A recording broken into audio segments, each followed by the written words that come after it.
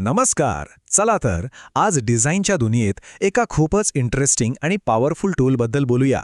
आजचा विषय आहे ऑपरेटिव्ह डिझाईन.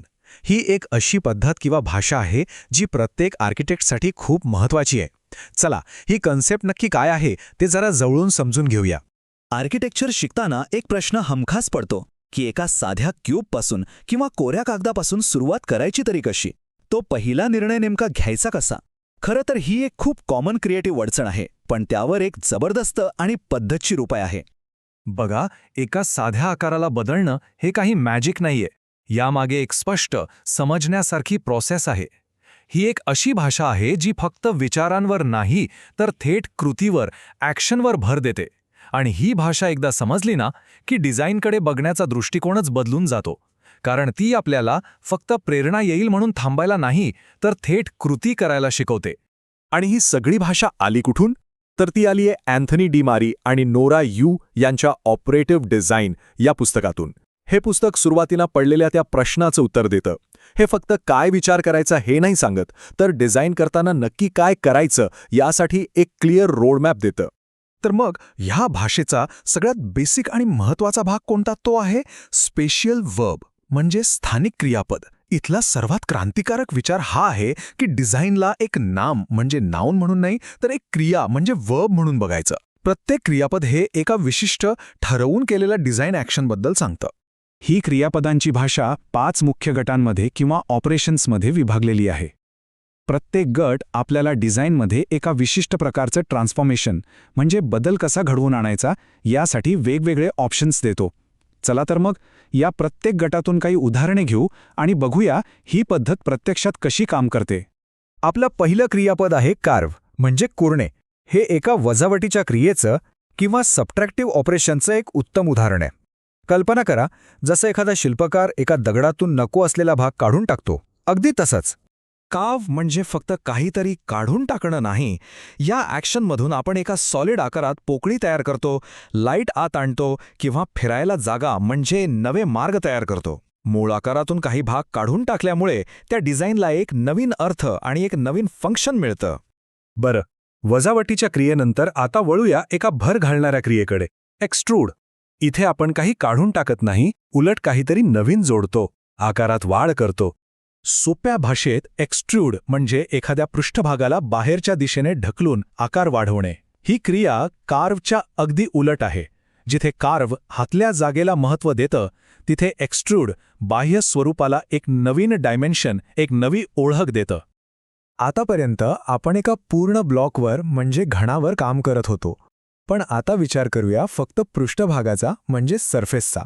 आणि इथे येतं फोल्ड हे क्रियापद. यात संपूर्ण ब्लॉक नाही तर फक्त त्याचा पृष्ठभाग बदलतो. फोल्ड म्हणजे काय, तर जसं आपण कागदाला घडी घालून 3D आकार बनवतो अगदी तसंच. ही क्रिया इमारतीचे दर्शनी भाग म्हणजे फसाड्स किंवा छतासारख्या गोष्टींना एक सलग आणि आकर्षक रूप देण्यासाठी खूप उपयोगी ठरते. आत्तापर्यंत आपण एकाच आकारावर होणाऱ्या क्रिया पाहिल्या, बरोबर? पण आता बघूया स्टॅक, जे एक रिलेशनल क्रियापद आहे. म्हणजे इथे एकापेक्षा जास्त आकार एकमेकांशी कसे वागतात यावर आपलं लक्ष असतं.